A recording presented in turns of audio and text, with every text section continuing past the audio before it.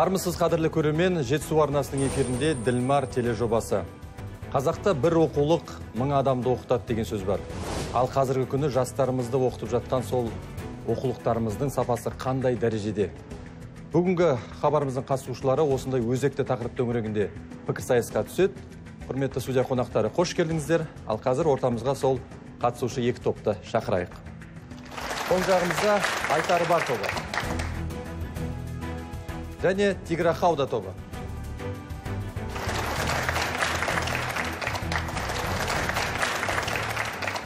Бәрекелді құрметті қатысушылар, студиямызға қош келдіңіздер. Әрқайсыңызға сәттілік тілейміз. Енді ең алдымен өздеріңізді таныстырып өтсеңіздер.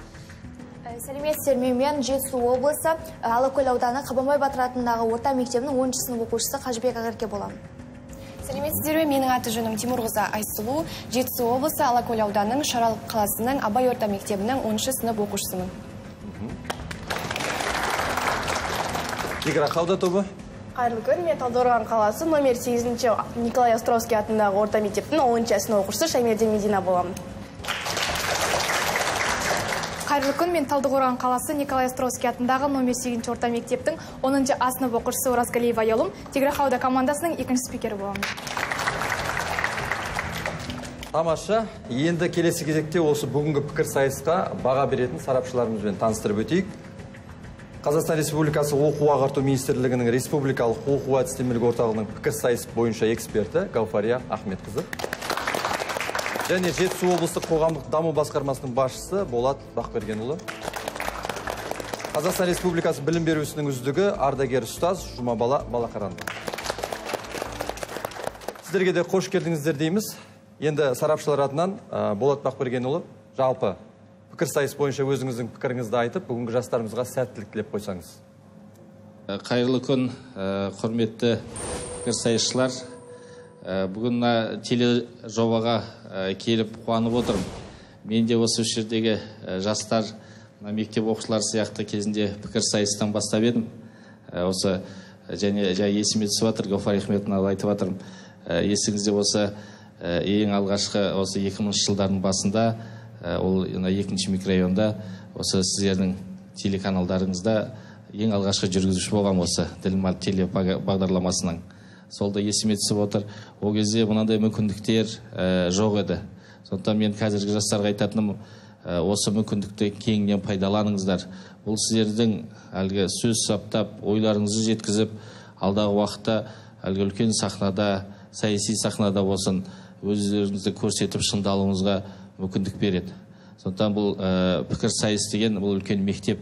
Бұл мектептен өткен азаматтар, мен ойлаймын, әлгі өмірде шыңдалады. Кез келген топта топ жарып ой бөлісе алады. Сондықтан мына екі топқа да жаңа қуанып отырмын. Осындай әлгі жастардың үлкен осындай тақырыптарға ой бөлісіп ортаға шығудың өзі ерлік. Сондықтан екі топқа да сәттілік тілеймін. Екі топқа да жаңа өздеріңіздің ойларыңызды жеткізіп дәлелдей біліңіздер. Енді бұл сайыс болған соң мықтылар жеңеді. Сондықтан өздеріңізді қалай көрсетесіздер, қандай аргументтер, дәлелдер келтіресіздер, соған қарай тиісті балдарыңызды аласыздар. Сондықтан сіздерге де тек қана сәттілік. Болат мырза, көп рахмет. Жалпы Ділмар тележобасы бірнеше кезеңнен тұрады. Әрқайсының өз ережесі бар. Нақтырақ танысу үшін экранға зер салуларыңызды өтінемін.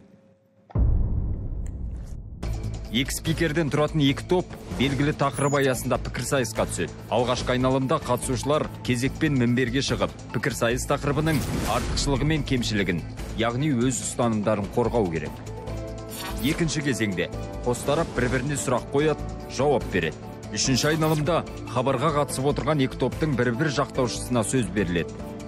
Төртінші кезеңде жақтаушы және қарсы тараптың бір-бір өкілі тақырып бойынша сараптама жасайды. Ал сайыс жеңімпазын эксперттер анықтайды. Міне ереже осындай, құрметті қатысушылар, түсінікті шығар, иә? Пікірсайысты бастамас бұрын жалпы бүгінгі тақырыпқа сәйкес біз қала тұрғындарының пікірін тыңдап көрген едік. Тағы да бір мәрте экранға зер салыңыздар. Оқушылардың оқып жүрген оқулықтардың сапасы төмен бе, сіздің ойыңызша? Қалай енді заманына қарай оқып жатыр. Мен өзім неше жыл мұғалім болып істегем, иә? Қазіргі оқулықтар өте төмен. Оның кейін жаңағы балаға да мұғалімге де түсініксіз, берілген тапсырма қиын. 4-ші сыныптың оқулығын алсақ, 8-ші сыныптың программалары бағдарлама өте қиын. Ата-ананың мия шиды, мұғалімнің мия шиды, оқушы тіптен түсінбейді.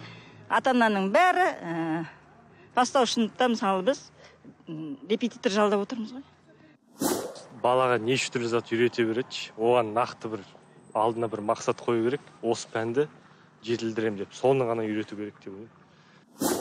Алгебрадан, геометриядан сразу түсінбейсің, бірақ оқысан, соны түсінесің.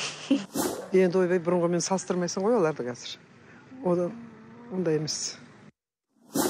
Түзеліп келатқан сияқты бұрынға қарағанда. Көш келе түзеледі дейді ғой. 50 жылда ел жаңа дейді.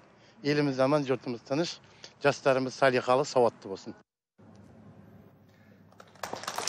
Жалпы көпшілік болғаннан кейін пікірлер әртүрлі, дегенмен бүгінгі екі топ әрқайсысы өз позициясын барынша қорғауы тиісті. Олай болса бастайық, ортаға айтары бар тобын шақырамыз. Сәлеметсіздер, мен құрметті парламентария, менің қарсылас оппоненттерім және де біздің құрметті сарапшылар.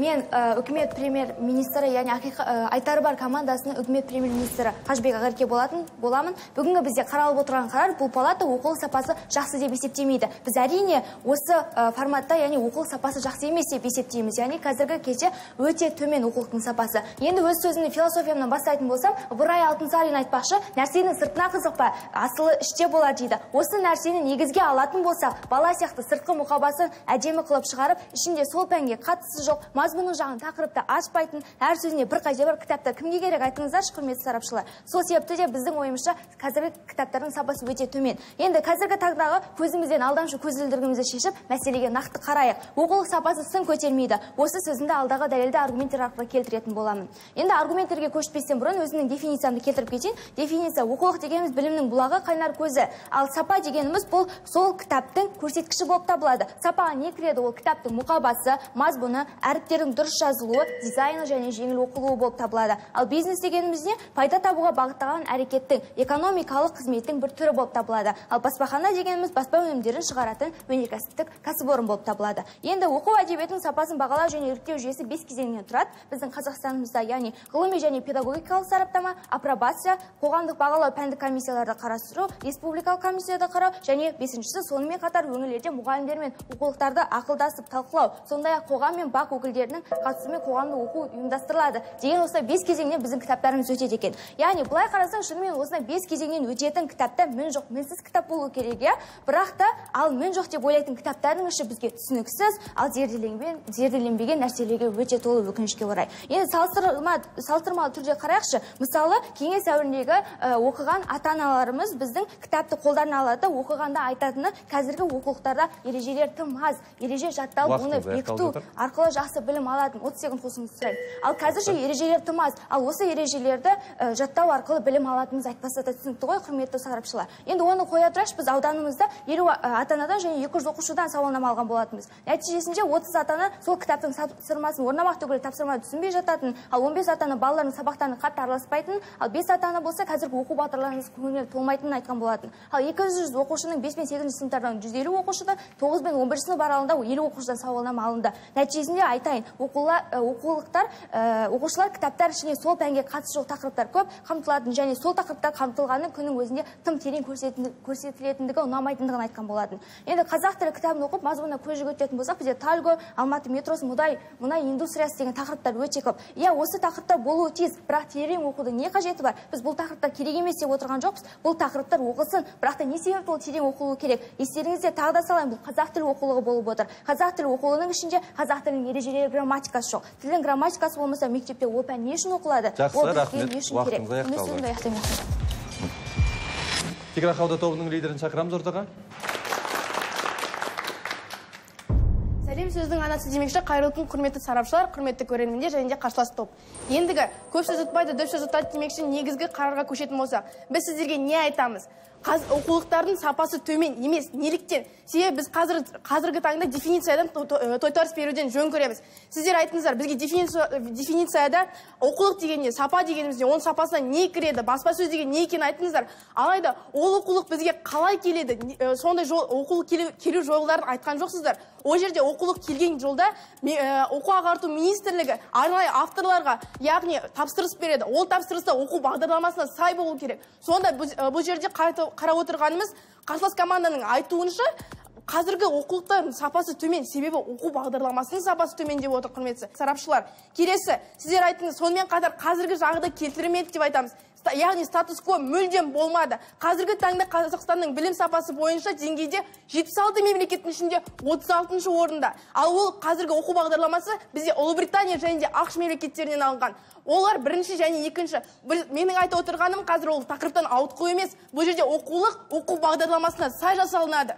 Яғни, сонымен бірге бізге қарсылас команда мазмұны өте түсініксіз деді. Ал қазіргі оқулықтардың мазмұны қандай? Бұрынғы оқулықтармен салыстыратын болсақ, мазмұны жүйелі, белгілі бір тарауларға бөлінеді. Және де ол жерде функционалды сауаттылық беріледі. Функционалды сауаттылық ретінде біз сіздерге нені айтамыз? Функционалды сауаттылық адамның ойын ашық жеткізуін айтамыз. Қазіргі заман талабы осы. Қазір заман талабы белгілі бір грамматика, ереже, теория үйрену емес. Ол арқылы бала сауатты болып кетеді дей алмаймыз. Себебі бала егер өзінің ойын ашық жеткізбесе, бұның барлығы не үшін керек, құрметті сарапшылар және қарсылас топ.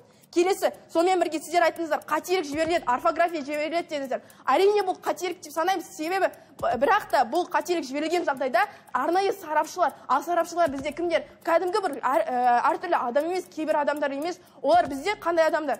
Белгілі бір жоғары деңгейдегі педагогтар және де ғылым докторлары болып саналады. Сонымен бірге олар үлкен дөңгелек үстел өткізіп сараптама жүргізеді. Ал егер бұл оқулық сараптамадан өтпесе, онда қателік бізде әрине қайтадан өңделуге жібереді бұл оқулық. Сонымен бірге біздің қазіргі ең бірінші дәйек қандай? Ол функционалды сауаттылық қайталап өтейін. Функционалды сауаттылық негізгі оқулықтардың қазіргі ең жоғарғы сапасы және де функционалды сауаттылық балаға не алып келеді? Әрине ойын ашық жеткізу дейміз. Сонымен бірге қазіргі қарастыратын болсақ, статистика бойынша 70-ші жылдар мен қазіргі 2013 жылдағы білім сапасын қарастыратын болсақ, оқулықтар арқылы бұл деңгей 70%-ға өскен болатын. Бұл дереккөз ресми дереккөз болып саналады, Тенгриньюс сайтынан алынған. Сонымен бірге сіздер айттыңыздар, сауалнама жүргіздік дедіңіздер. Алайда бұл сауалнама жабық түрде болды ма? Қай жерде өтті? Қандай түрде өтті? Ол туралы бізге ешқандай ақпарат жоқ. Тек қана 200 атана, 200 баланың, оның ішінде қаншама атананың қандай пікірі болды, сол жайлы ғана айтыңыздар. Нақты дереккөз. Рахмет, 30 секунд. Ендігі өз сөзімді қорытындылай келе мен не айтқым келеді? Бұл жерде қазіргі оқулықтар оқу бағдарламасына сай жасалынған. Қазіргі оқулықтар біздің негізгі фенониміміз. Осы жерде француз педагогының сөзін келтіргім келеді, Шомен. Оқулық ұлттық негізгі фенонимі болып саналады. Және де өз сөзімді қорытындылаймын. Рахмет. Өзіміздің позициямызда қаламыз. Жалғастырайық. Айтары бар тобы не айтар екен? Сәлем түзілмей, әлем түзілмей демекші. Сәлеметсіздер ме, құрметті парламентария, құрметті сарапшылар және менің оппоненттерім. Бүгінгі біздің қаралып отырған резолюцияны қайтадан айтып кететін болсақ, бұл палата оқулық сапасы жақсы деп есептемейді. Ал мен өз сөзімді қарсылықтан бастап кетсем, біз қарсылас оппоненттерімізден осындай сөздерді байқадық. Біз осы кезеңдерден, яғни біз айтқан 5 кезеңнен өткен кітаптар мінсіз болу керек. Бірақ қазірде ол мінсіздікті біз байқаған жоқпыз. Сондықтан да оның нақты қандай нәтижесі бар екендігін біз қарсылас командадан байқамадық, және нақты аргументтерінде біз байқамадық. Осыны сіздер қандай аргументтерін бар екенін байқағандықтарыңыздан, ұлтымыздың қазақ болғандықтан неге біз шет мемлекеттерден еліктеуіміз керек? Осы сұраққа жауап берсеңіздер, және де сауаттылық, орфография, функционалдық сауаттылық деген ойларға мен өзімнің нақты мысалдармен, аргументтермен келтіретін боламын. Біздің жалпы айтқан біздің жақтаушы тараптың оқулық сапасы жақсы деп есептемейтіндігі тәуелсіздікті алғалы бері елімізде өзіміздің отандық кітап үлгілеріміз шығып жатыр. Бірақ одан қандай пайда? Егер де ол кітаптың бір кітапта 5 баспаханасы болса, ол 5 баспахана әртүрлі түрде шығаратын болады. Ол қандай нәтижеге және де сондай сұрақтарға жауаптар таба аламыз? Оның өзінде бәсекелестік болады. Ол жерде кітаптың сапасына емес, кім бірінші шығарады және де кім көп көп ақша табады деген сияқты. Біздің ең басты құндылығымыз ол біздің қазақи мінезіміз және де біздің тарихымыз деп алсақ болады. Тарих кітабының өзінде Алматы баспасы, Атамұра баспасы, мектеп баспаханасы деген түрлері көп. Олардың әртүрлі, және мен айтып кеткенде олардың әрқайсысы әртүрлі шығарады. Неге біз сондай біздің ойымызға түйетініміз, ол оқулық басып шығаруда біз неге сапасына емес, санына назар аудару керекпіз. Осы сұраққа жауапты күтемін, және де неге барша қазақстандық балаларға ортақ әр сыныптарға және де әр деңгейлі кітаптар шығармасқа. Ақпарат әртүрлі кітаптарда жазылғандықтан оқушыларға бірінші шатасу болады, ал екінші нақты мәлімет пен білім жүйесі қалыптаспайды. Және де менің айта кетер мысалдарым, жаңағы сауаттылық туралы, орфография және функционалдық сауаттылық туралы айта кететін мысалдарыма келетін болсам, 4-ші сыныптың орыс тілі кітабінде Шәкен Ниязбеков тегі Ниязбаев деп жазылады. Бұл дегеніміз азаттығымыздың нышаны, тәуелсіздігіміздің тұғыры көк туымыздың салғырт қарауы емес пе? Және де бұның өзі біз тірі мысал және нақты аргумент ретінде аламыз. Оқулықтың тақырыптары біздегі қазірдегі әр пәннің оқулықтағы тақырыптар КТП тақырыптарымен сәйкес келмейді. Яғни 4 сағат өтілетін тақырыпты біз 2 сағат өту керекпіз. Неге? Себебі оқулықтың жаңарғанымен құжат бойынша ешқандай жаңару байқамадық. Оның өзінде біздегі қазірде оқулықтардың сапасы төмен болғандықтан оқулықтарын шығару бизнеске айналып бара жатыр. Неге? Себебі жақында өзіміз айтып жатқандай, ауылда ақшаң болса, тіпті қалаңдағы көше атауын бере саласың деген рас. Дәл солай кітапта да ақшаң болса шығара бересің. Сапа туралы әңгіме қозғау мүмкін емес. Оның өзінде бұрын кітаптар 2-3 жыл шығаратын болса, қазір ол 30 секунд қоссам, және де қазіргі кітаптар бір жарты жылдық уақытта ғана шығарады. Ондай жарты жылдық қорытындымен, нәтижемен біз қандай кітаптың сапасын көре аламыз? Мен өз сөзімді аяқтадым. Назарларыңызға рахмет. Көп рахмет. Енді қарсы тараптың екінші спикерін ортаға шақырамыз. Сәлемінде сәті бар демекші, армысыздар құрметті төрешілер, қарсыласты болмен қатар көремендер. Мен Талдықорған қаласы Николай Островский атындағы номер 8 орта мектептің 10 сынып оқушысы Оразгалиева Аялым. Ең алдымен мен сөзімде тойтарыстан бастағым келіп отыр. Және бірінші спикер былай айтқан болатын, оқулықтағы мазмұндамалар түсініксіз еді. Бірақ сіз бұл жақта дәлел айтып кеттіңізде нақты дәлелдер жоқ. Келесі, сіздер мектеп жүйесіндегі жалпы баспалардың әртүрлі болу дедіңіздер. Бұл жақта оқулықтағы сапаға бұл қайшы келіп тұр, өйткені бұл жерде оқулықтағы сапа емес, бұл жерде мектептегі техниканың дұрыс болмау, өйткені бұл жақта мектеп өзі айтады ғой, балалардың қандай баспада оқитыны жайында. Келесі, сіздер бизнес жайында айтқан болатынсыздар, яғни егер жекеменшік адамдар өздері кітап шығаратын болса, яғни олар жоғары деңгейде шығарады ғой, ақша алып келеді ғой, бұл жоғары деңгейде болу үшін олар кәдімгідей өздерінің үлестерін қосады. Және сіздер кеңес заманын салыстырмалы түрде алған болатынсыздар. Бұл жерде керісінше кеңес заманында балалар мұғалімдерге бағынышты болды. Мұғалімдер олар тек қана теориялық қана түрде жұмыс істеді де, балалар мен мұғалімдердің арасында субъективті қарым-қатынас болған жоқ. Ал қазіргі оқулықтардың арқасында балалар мұғалімдермен бірге субъективті қарым-қатынас жүргізе алады. Балалар ойларын еркін айта алады. Бұл жерде біз не байқаймыз? Балалардың функционал сауаттылығын дамуын байқай аламыз. Және де бірінші спикер айта кеткен болатын, қазақ тілінің грамматикасы жоқ деп. Қазақ тілінде грамматика жоқ емес, бар. Ол 5-ші сыныптан 7-ші сыныпқа шейін кәдімгідей егжей-тегжейлі грамматикалар өтіледі. Одан кейін барып сол өтілген грамматикалар жоғарғы сыныптарда мәтінмен қоса бірге байланысты түрде жүреді. Ал енді өзімнің сөзіме көшетін болсам, оқулықтардың сапасы төмен емес, өйткені әрбір оқулықта білікті де білімді мамандар жұмыс істейді. Оны егжей-тегжейлі зерттейді, жұмыс жасайды. Одан кейін барып оны сараптамаға жібереді. Сараптамада комиссиялар отырады да, оны бар жағынан қарайды. Ол жақта қайдағы бір кез келген адамдар отырмайды ғой. Ол жақтағы жоғары деңгейдегі білікті мамандар, ғылым профессорлары, докторлары, академик ғалымдар отырады.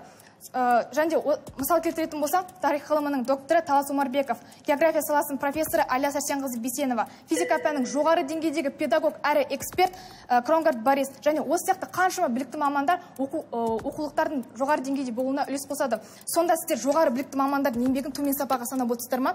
Келесі айтатыным, осы орталық бағана айттым ғой, отандық оқулықтардың ерекшелігі жайында. Бұл жерде оқу процесінде қарым-қатынас, яғни бала кәдімгідей функционалды сауаттылығын өте жақсы дамытады. Ол осы оқуды құрал ретінде пайдаланады да, болашаққа деген өзінің көзқарасын, дағдысын өрбіте бастайды, ойларын нақты жеткізеді. Ал бұрын қалай болатын? Ол мұғалімдерге ғана бағынышты болатында, тек қана теориялық қана түрде жұмыс жасайтын. Жалпы тағы айта кететін жайт, осы тапсырмалардың қызықтары өмірден алынғандығы. Мысалы, өзімізден сабағын алып қарайтын болсақ, ол балаларды кәдімгідей адамгершілік қасиеттеріне және де ата менен әженің алақаны, ізгілік, мейірім деген сияқты көптеген қазақ әдебиеті сынды адамгершілік қасиеттеріне насихаттайды. Қорытындаймыз. Рахмет, жарты минут. Танымал педагог Александр Сухомлинскийдің сөзімен жалпы тәмамдағым келіп тұр. Сапалы әрі түсінікті оқулық баланың тікелей білім алатын ошағы болып табылады. Және де сөзімді қорытындылай келе, осы оқулықтардың сапасы төмен емес, өйткені оқу жоспарындағы бекітілген материалдар барлық жағынан қамтылған, оны кәдімгідей оқулық талаптарына сай бір текті, бір келкі қылып, оның бәрі жасақталған. Және де оқулықтағы мазмұн мен мақсаты оқу бағдарламасына сәйкес. Назар қойып тыңдағандарыңызға көп рахмет. Рахмет. Екі жақта өз ұстанымдарын жақсылап қорғап жатқан сияқты, жақсы дайындалып келгенін көріп отырмыз. Енді бір-бірлеріңізге дайындаған сұрақтарыңыз бар шығар деп ойлаймыз. Кім бастайды? Мен бастайық. Жақсы, айтары бар тобы, бастаңыздар. Сіз мысалғыда аяқ киім алар кезде сыртқы келбетіне ме, әлде ішіндегі жылулығына қарайсыз ба? Сіз мысалы аяқ киім алғанда сыртқы келбетіне қарайсыз ба, әлде ішкі жылуына қарайсыз ба? Біреуін қараңыз. Ішкі жылулығына қарайтын болсаңыздар, ол оқулықтың сырты мен іші сияқты ғой, мысалы, ішкі мазмұны дұрыс болмайтын болса, оның сыртқы сапасы мысалы әдемілігіне не пайда, сол себепті де бұл жерде біз оқулықтың ішкі мазмұны дұрыс болсын деп айтамыз. Келесі сұрақ, сіз кітап алғанда білім қаншалықты маңызды? Егер білім маңызды болса, сіз кітаптардан не өзгертер едіңіз? Егер де білім, қазірде білім қаншалықты маңызды сіздер үшін? Егер білім маңызды болса, сіз кітаптарда не өзгертер едіңіз? Тек қана сыртқы келбеті ме? Тек қана сыртқы келбеті емес, біріншіден әрине қазіргі заманда бізге білім өте маңызды. Сонымен бірге қарайтын болсақ, ешқандай өзгеріс керек емес деп ойлаймын, себебі бұл өзгерісті мемлекетте жасай алады ғой. Менің тарапымнан тек қана менің пікірім, ал менің пікірім болса, ол жерде нақтылай кетсек, сараптаманы дұрыс жүргізу керек. Сіздер айтқандай. Ал сараптаманы дұрыс жүргізеді. Тағы сұрақ қойсам болады? Әрине, бір минут. Біз жаңа айтып кеткенде, жарты жылда шығатын кітаптың сапасы қандай болады? Егер сапалы кітаптың өзі 2-3 жылда дайын болса? Ол кітаптарда тек қана бір-ақ адам жұмыс істемейді ғой, ол жақтағы кәдімгі жоғары деңгейдегі ғалымдар, профессорлар, академиктер барлығы бірге жұмыс істейді ғой. Ол жерде кәдімгі үлкен дөңгелек үстел өтеді, және де ол бір рет қана болмайды, қайта өңделуге де жіберуі мүмкін, құрметті қарсыластарым.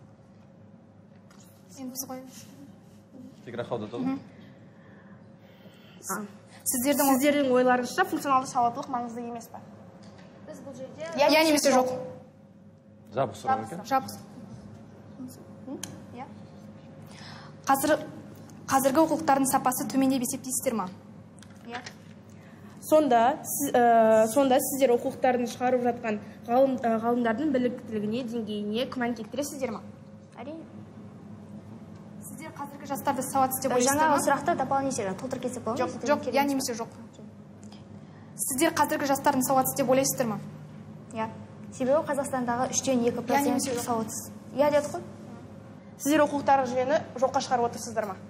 Жоқ. Сіздер мемлекеттің оқу бағдарламасына қанағаттанбайсыздар ма? Иә. Сонда сіздер баланың ойын толық жеткізу үшін жеткізуге қарағанда оның қатесіз жазуын дұрыс деп санайсыздар ма? Бұл мазмұнына сәйкес қой. Біздің айтып отырған тарапта. Жалпы негізі сұрақты құрғанда да жүйелі құра білу керек. Бұл сұрақты біз жүйелі көріп отырған жоқпыз. Сұрағыңыз қайталап өтіңіз. Сонда сіздер баланың ойын толық жеткізуден қарағанда, функционалды сауаттылыққа қарағанда, оның қатесіз жазуын, яғни сіздер теория, грамматика жазатынсыздар ғой, сол дұрыс деп санайсыздар ма? Иә. Жақсы, рахмет. Қошемет білдіріп қояйық. Екі топта әдейі осындай сұрақтар қойып жатыр, мүмкін біздің позициямызға өтіп кетеме деген мақсатта, иә. Енді біздің қатысушыларымыз 4-ші кезеңге, сараптама кезеңінен дайындала берсін, біз студия қонақтарына кезек берейік. Жалпы қай команданың ұстанымы сіздердің ойларыңыздан шығып жатыр? Бүгінгі оқып жатқан оқулықтарыңыз көңілдеріңізден шыға ма? Мен өзім таныс түскен Омархан Фержан Бақытжанұлы, мен де бұрынғы студенттік кезден пікірсайыспен айналысқам. Қазіргі кезде Алакөл ауданы Шөл қазақ гимназиясында директор тәрбиесі жөніндегі орынбасар болып қызмет атқарамын. Жалпы енді айтады ғой, біліп айтқан сөзге шын жетпейді дейді, тауып айтқан сөзге құн жетпейді дейді. Білмегеніңді білгендерден үйрен, үйренгеннен ештеңе кетпейді дейді. Негізгі бүгінгі ойында оқушылар көп нәрсе үйренеді деген ойдамыз. Жалпы енді менің өзімнің жалпы осы түйгенім, қазіргі кезде оқулықтардың сапасы шынында да төмен. Неліктен? Себебі бір ғана мысал келтірейін. бастауыш сыныптардың оқулығының ішінде іш киім жайлы әңгіме бар. Осы қаншалықты дұрыс? Мысалы, ол бастауышта жаңа оқушы оны тікелей қабылдайды. Ол оның жаңағы қалай жазылып тұрғаны, немесе ол есепке қатысты ма, оны түсіне алмайды. Осы тұрғыда жаңағындай балаға іш киім жайлы емес, басқа нәрсе жайлы үйреткен дұрыс деп ойлаймын. Рахмет. Сәлеметсіздер ме, құрметті парламент. Мен 25-ші орта мектептің 8-ші сынып оқушысы болып табыламын. Және де менің өзімнің сұрағыма келетін болсақ, жаңа қоятын сұрағым менің қарсы тарапқа қатысты. Ол, мысалы, нақты қандай сапалы кітаптарға мысал келтіре аласыздар? Болсақ, қазіргі біз сіздерге кітаптар емес, негізінде оқулықтар жайлы айтып отырмыз. Яғни пәндік оқулықтар, мысалы, қазақ тілін алайық. Қазақ тілінде әрине бізге тым аз деп айта алмаймыз, грамматика кездеседі, стильдер кездеседі, әртүрлі грамматикалар кездеседі. Сонымен бірге бұл жерде өзге тақырыптарды ала отыра, өзге пәндерден алынған тақырыптарға отыра, баланың өзінің ойын жеткізуге арналған тапсырмалар беріледі. Осының өзін біз сіздерге мысал ретінде келтіре аламыз. Мысалы, 10-шы сыныптың қазақ тілі кітабын ашсаңыз, тура сонда көрсеңіз болады. Жауап қалды ма? Жақсы. Қайырлы күн, құрметті командалар, сарапшылар. Мен Талдықорған қаласының Николай Островский атындағы номер 8-ші орта мектебінің 8-ші А сынып оқушысы Аянқызы Кәусар.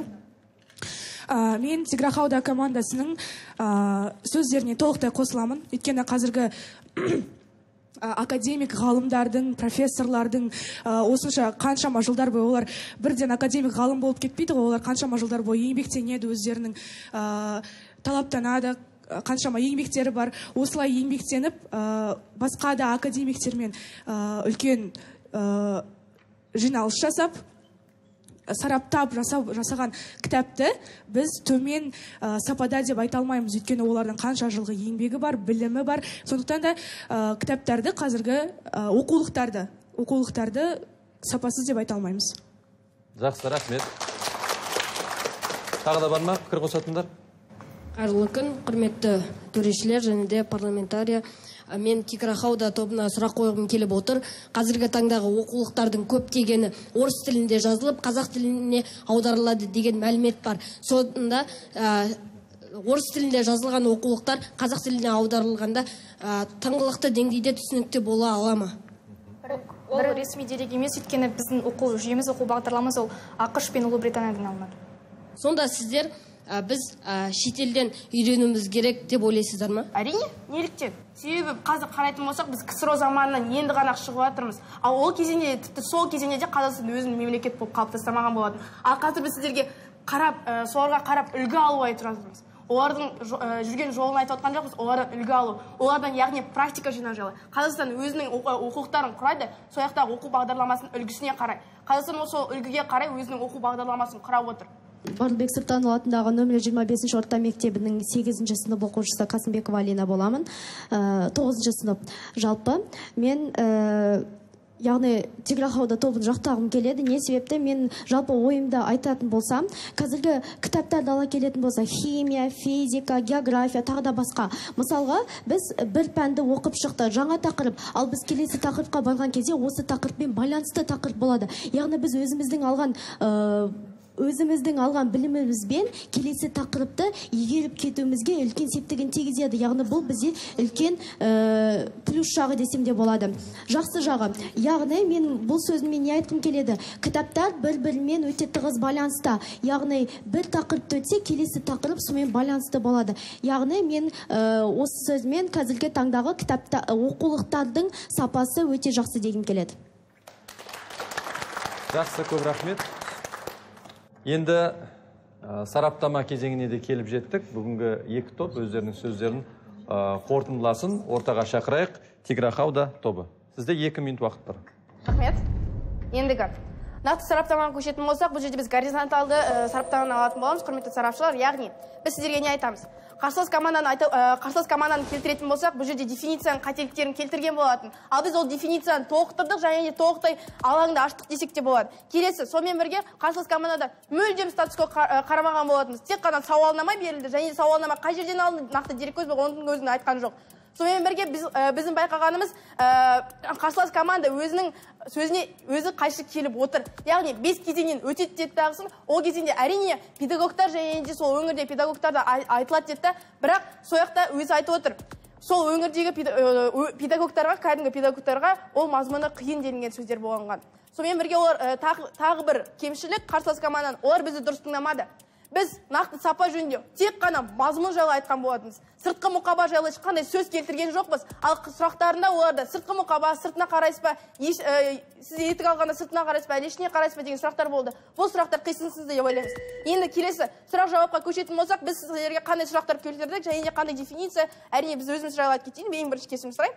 Біз сіздерге дефиницияны толықтай аштық, нақты аргументация келтірдік. Оған дәйек ретінде бірінші және екінші спектрлер сіздерге статус косымен қатар статистика келтірдік. Және де әрқарай біздің аргументтеріміз негізінде мазмұн және де қисын жайлы айтылған болатын. Жүйе жайлы айтылған болатын. Нақты функционалды сауаттылық жайлы айтылған болатын. Ендігі сұрақ жауап. Біз сұрақ қойған болатынбыз. Сіздер қазіргі оқулықтардың сапасын төмендеп есептейсіздер ме? Иә деді. Алайда содан кейін, сонда сіздер қазіргі оқулықтардың шығарылып жатқан ғалымдардың біліміне, деңгейіне дұрыс көз қараспен қарамайсыз ба деген кезде, олар бізге иә деді. Келесі, қазіргі жастарды сауатсыз деп санайсыздар деді, иә деді. Яғни бұл жерде қарайтын болсақ, қарсылас команда қазіргі оқушыларды, қазір сіз бен бізді сауатсыз деп тұр. Құрметті сарапшылар, құрметті көрермендер, құрметті аудитория. Яғни сіздердің ойларынша сонда қазіргі замандағы оқушылар тым сауатсыз болса, оны қазір біз осындай деңгейде тұрмайтын еді. Қазір Қазақстан 36-шы орында тұрмайтын еді. Өз сөзінде қорытындылай келетін болса, біздің ойымызша нақты құндылық қарсы тараптан болды деп ойлаймыз. Себебі қарсы тараптан көптеген аргументтер және де дәйек сөздер сонымен қатар философия келтірді. Рахмет. Айтары бар тобы, қорытындылайық.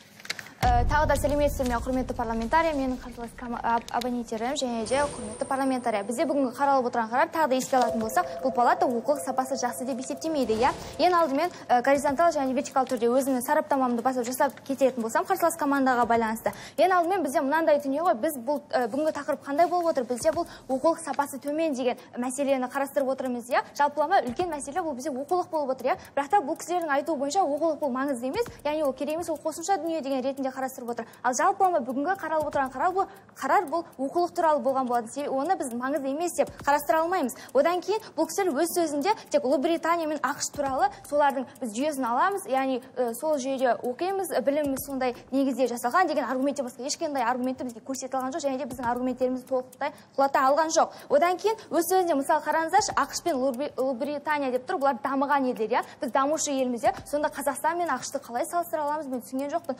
Мысалы біздің енді артта қалғанымыз ол белгілі жағдай ғой. Одан кейін бұл кісілер соның жүйесімен жасаймыз дейді. Яғни шетелдік азаматтар мен біздің Қазақстандағы азаматтардың жалпы ойлау қабілеттерін болсын, қандай жақтан қарастыратын болса да, ол екі түрлі ойлайды, екі түрлі ой болады. Сол себепті ондай шетелдік дүниені қарастырмауымыз керек. Және осы шетелдік білімді алғанның кесірінен біздің қазақстандық азаматтар сауатсыз болып жатыр, иә. Одан кейін қараңыздаршы, мен мынандай мысал келтіремін. Ол кісілер айтып отыр бізге,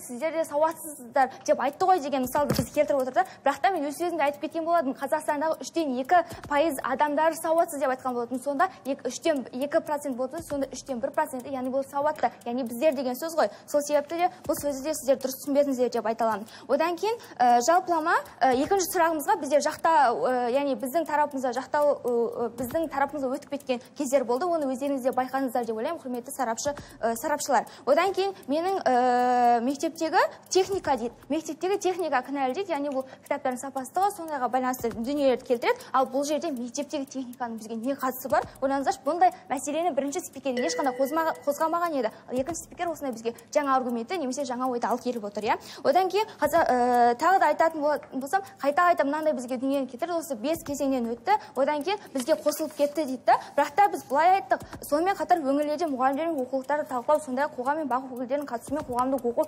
ұйымдастырылады деп айттық. Бірақ та бұндай шынымен осындай 5 кезеңнен өткен кітап мін жоқ кітап болу керек қой. Бірақ та қазіргі кітаптар өте сапасыз, ішкі мазмұны жағынан түсініксіз деп айтып кеткен болатынбыз. Бұл сөзімізді де толық дұрыс түсіне алмады. Одан кейін жалпы мынаны келтірді. Осы жалпы ғылым жүйесін, білім жүйесін, немесе біз айттық қой 6 айда ғана мысалы құрастыру депші. Бұл жерде айтты. Ол кісілер осы барлық докторлар, ғылым, білім деңгейіндегі мұғалімдер барлығы осының бәрі үлкен профессорлар қарастырады деп айтқан болатын, иә. Бірақ та біз мынандай нақты дерекпен халық үні атты біз сайттан ғылым филология ғылымдарының докторы профессор Айгүл Исмақовамен сұхбатын қараған болатынбыз. Бұл сұхбатта ол кісіден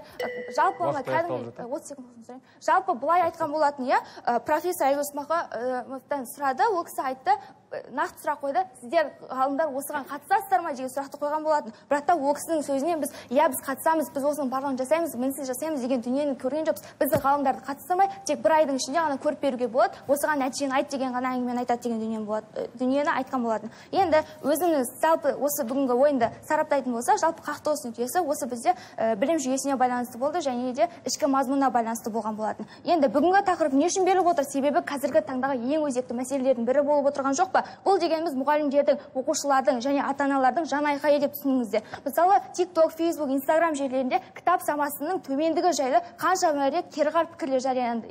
Өздеріңіз де көріп отырсыздар, құрметті сарапшылар. Біз қазіргі таңда сапасыз оқулықпен оқысақ та, біздің балалар болашақ ұрпағы сапалы оқулықпен оқыса екен деп тілейміз.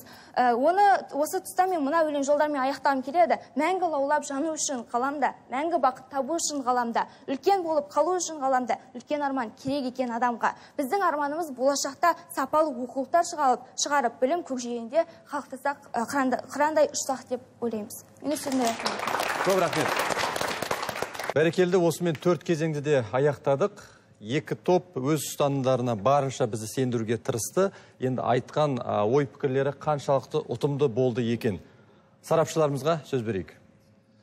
Енді бүгінгі ойын өте қызық, тартысты өтті. Екі команда да өте жақсы дайындалып келген.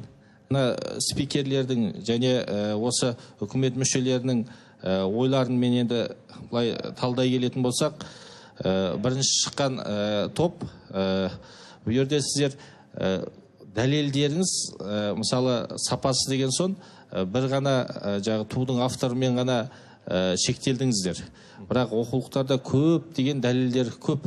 Мына грамматикаға қатысты, сонымен қоса мына мазмұнына қатысты. Сіздердің бұлай айтқанда позицияларыңыз мен ойыншы болсам жеңіл болар еді. Өйткені соларды жинап алып, міне осындай дәлелдерім бар, бұл сапасыздығын көрсетеді деп негізуге болады. Ал мына екінші топ, Тиграхауыр тобы. Мен сіздердің орындарыңызда болсам, жалпы оқулықтардың сапасы сапалы деп айтамайым, себебі бәленбай мың бала күнде оқулықты оқып жатыр. Егер шынында да сапасы болса, ата-аналар шулап осы күнге шейін ол оқулықтардың барлығын қабылдамай қояр еді. Шынтып айтына келсек. Мен шынара ол оқулықтарда мына суретіне қатысты, жаңа мынерде пікір айтты ғой, тақырыбы сол жастағы балаларға сай емес, мазмұны терең, немесе оқулықтардың ішіндегі келтірілген мысалдар өз жасына сәйкес емес. Вот сондай дүниелер бар. Сондай кемшіліктер бар, соны біз алдағы уақытта мойындаймыз, оны түзейміз деп айтуларыңыз керек еді. Бірақ сіздер әлгі сол тақырып кішкене ашамадыңыздар. Сондықтан мен екі жаққа да енді осы жерде балымды белгіледім, екі жаққа да. Бірақ жастар өте жақсы дайындалып келдіңіздер. Мына топ негізінен тақырыпты ашалдыңыздар. Ашқанда кішкене дәлел келтіре отырып, осы жерде ой пікірлеріңізді, дайындықтарыңыз көрініп тұр. Бірақ сіздерде тақырыпқа қатысты мүмкіндік көп болды. Мына топты жеңіп кетуге, немесе мына топты былай айтқанда келтірген ойларын жоққа шығарып дәлелдеуге. Себебі 30 жыл бойы қоғам дамып келе жатыр, 30 жыл бойы бәленбай оқулық шықты. Сол оқулықты өскен ұрпақ қазір қызмет жасауда. Егер шында да үлкен ол оқулықтар сапасы болса, бір жерден онда қоғамның дамуы да тежелер еді. Сондықтан сіздер ол мүмкіндікті жақсы шамалы пайдалана алмадыңыздар. Кішкене дайындықтың аздығы көрініп отыр. Сондықтан екі топқа да сәттілік тілеймін. Рахмет. Көп рахмет. Мен енді мұндай дебатқа бұрын қатысып сарапшы болып көрмегем. Дегенмен өздеріңізбенен өтіп жатқан алғашқы дебаттарды YouTube'тан көріп жүрмін. Балалар өте тамаша. Осы жерде өздерінің пікірлерін сондай жатық, жақсы тілменен, сондай екпінменен, белсенділікпенен беріп жатқанына мен қуанып отырмын мұғалім ретінде. Өзім мамандығы мұғалім болғаннан кейін оқушыларымыздың барлығы осылай сайрап тұратын болса, керемет болады ғой біздің қоғамымызда. Дей тұрғанменен екі тарап бір-бірінің пікіріне дәлелдеме айтып, біріне-бірі өздерінің пікірлерін дәлелдеп жатқандықтан мен басымдылықты айтары бар тобына беріп отырмын. Себебі оқулықтың жаңағы сапасы жайында айта келетін болсақ, соншама сараптан өтіп отырып, оқулықтың шында да қате болуы, ол кешірілмейтін нәрсе, балалар оны дұрыс айтып отыр. Мінсіз болу керек ондай жағдайда оқулық. Сондықтан жаңа айтылып жатыр, бір кемшілік екі жаққа да оқулықтарды алып отырып, сәйкестендіріп, салғастырып отырып, соның ішіндегі қателіктерді кәдімгі жіпке тізгендей біраз түзу керек еді. Дей тұрғанмен, мына айтары бар командасы өздерінің ауылында зерттеу жұмысын жүргізіп, сауалнама жүргізіп, анықтауға тырысқан. Шындығында ол өте тамаша нәрсе. Өйткені сауалнама арқылы көп нәрсені шешуге болады. Ал енді жаңа екінші тарап Кембридж университетінің оқу үрдісін, жаңа Американың, Англияның оқу үрдістерін қабылдап соған еліктеп жатырмыз деді ғой. Біз Қазақстанбыз, біздің өзіміздің қазақтық ерекшеліктеріміз бар, соны ескеруіміз керек. Біздің өзіміздің ата-бабамыздан келе жатқан анау Ахмет Байтұрсынов, Мағжан Жұмабаевтан салып кеткен сара жолдары бар осы педагогика саласында. Соны ескеруіміз керек. Жаңа өздерің айтып жатырсыңдар ғой, біз дамушы мемлекетпіз деп. Дамушы мемлекеттің даму жолын алдымен өтуіміз керек, сосын кейін барып кеңесуіміз керек. Мен басымдылықты айтары бар командасына беремін.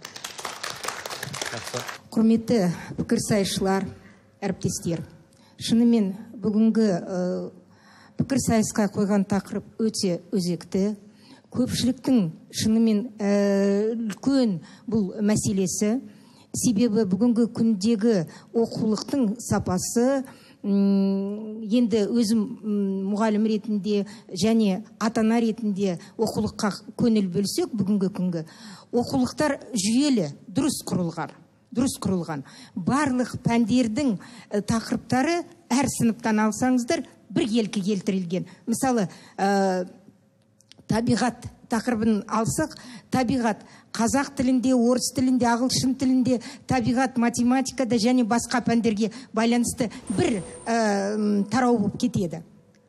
Ал бірақ сол тақырыптар қалай ашылады оқулықтың ішінде? Және мысалы орыс тілі, қазақ тіліне, тарихқа көңіл бөлсек, о жерде мұғалім ретінде менің көңілім толмайды. Кемшіліктері бар. Кемшіліктерін біз түзеуіміз керек. Себебі көш жүре түзеледі дейді ғой, сол сияқты. Ал енді бұл енді өзекті мәселе. Біз ойын барысына келсек, құрметті пікірсайысшылар, екі тарапта жақсы ойнады. Бір-бірдеріңізге қарсылық көрсете білдіңіздер. Енді менің көңіліме сыймай отырғандарыңыз бір-бірдеріңізді аса тыңдамайды екенсіздер. Бұл жерде бір-бірдеріңізді тыңдап және өздеріңіз жауаптарыңызда қарсылық көрсеткен кезде бұл жерде өздеріңіздің кемшіліктеріңізді байқамай қалып отырсыздар. Әсіресе бірінші үлкен мынандай қателік кетіп отыр қарсы тараптан. Жақтау тарап 200 баламен ата-анадан сауалнама алды деген сөз айтылып кетті. Ал мына жақтау тарап 50 баламен 50 ата-анадан 50 мұғалімнен алдық деді. Соған көңіл бөлгенде, себебі статистика білесіздер, ол өте үлкен білімнің көрсеткіші. Және тағы да айта кетсек, бұл жерде үкімет тобы, жақтаушы тарап өз міндетін толығымен орындады, ал енді қарсылас тарап өз міндетін өкінішке орай жақсы атқара алмады. Неліктен? Себебі сіздер тойтарыс жасадыңыздар, ол дұрыс, жақсы, ал өз позицияларыңызға уақыттарыңыз қалған жоқ. Сол себептен сіздер өз позицияларыңызды нақтылай көрсете алмадыңыздар. Екі топқа да өте үлкен рахмет. Ойын болды, жақсы. Бірақ енді бұл ойын болғасын, пікірсайыста жеңген де бар, жеңілген де бар. Сонымен енді өздеріңіз сарапшылардың айтқаннан байқасаңыздар, үшеуміз де айтары бар топқа дауыс беріп отырмыз, ал Тиграхауд тобына сіздерге келешекте кемшіліктеріңізді жойсаңыздар, сіздер де жеңіске жетесіздер. Рахмет. Көп рахмет. Ақерке, Айсұлу, жеңістеріңізбен құттықтаймыз. Келесі айналымдарда сіздерді күтеміз. Ал Медина, аяулым, енді әрине көңіл күйлеріңіз түсіп тұрған шығар. Дегенмен қапаланбаңыздар, алда сіздерді әлі талай жеңіс күтіп тұр деген ойдамыз. Көп рахмет келгендеріңізге. Енді ойынның аты ойын, дегенмен біздің мақсат мүддеміз бір, сондықтан ортаға шығып, бір-бірлеріңіздің қолдарыңызды алып қойыңыздар. Қошемет білдіріп қояйық. Енді жас ділмаршыларымызды марапаттау үшін құрметті сарапшыларымызды ортаға шақырамыз. Енді бүгін өте қызықты ойын деп жатырмыз ғой. Жаңа ту туралы айтып жатсыздар, Ниязбековті, Жандербек Мәлібеков ағамызды білесіздер, гербтің авторы. Ол кісі былтыр 80-ге толды. Біздің жасы гербті жасаушы, негізгі автор. Сондықтан ол кісінің осында ел таңба деген жақсы кітабы бар. Сондықтан осы кітапты мен сіздерге сыйға бергім келеді. Бұл кітап 3 тілде жазылған, қазақша, орысша, ағылшынша. Сіздер мұқият оқыңыздар. Әлгі нағыз патриот болатын азаматтар, нағыз мықты мемлекеттік қызметшілер тарихын сүйіп, өзінің тарихын білгенде ғана болады. Бәрекелді. Ойыншыларға үлкен рахмет. Осылай алға қарай шапқылап жүре беріңдер, биіктерде болыңдар. Қадірлі көрермен, Ділмар тележобасының бүгінгі саны аяқталды. Мақсаты айқын, мұраты биік жастарымыз көп болсын. Амандық саулықта жүздескенше.